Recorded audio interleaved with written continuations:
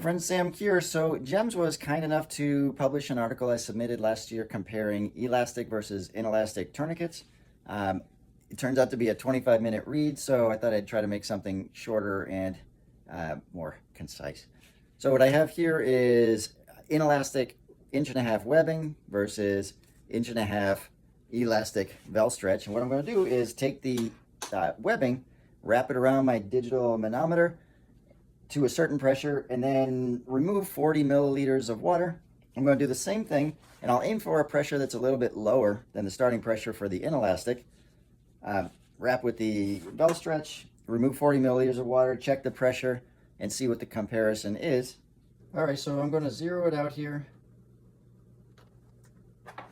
Starting off with the inelastic 1.5".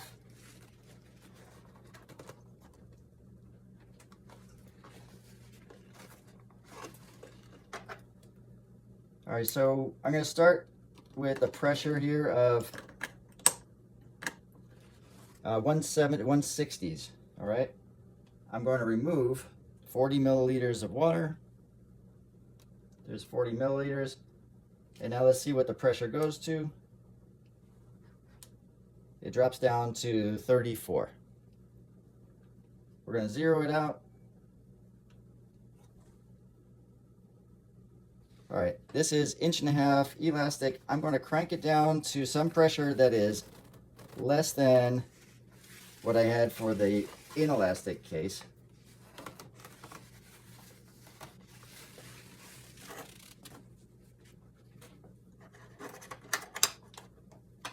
All right, 150 there. 140 is 138. So let's remove the same volume. And remember, the previous with the inelastic was, I think, 34. So 80. That's a pretty big difference. All right, so if you have somebody who is bleeding and you put a tourniquet on them, fluids are, well, on one side, they're going to keep going out because presumably there's a hole and they're bleeding. On the other side, fluids are going to migrate up into the rest of the body. The volume of the limb is going to get smaller. So in my opinion, the way to deal with that, one way to combat lost arterial occlusion is to use elastic because it will maintain compression, maintain pressure better than inelastic. That's the summary.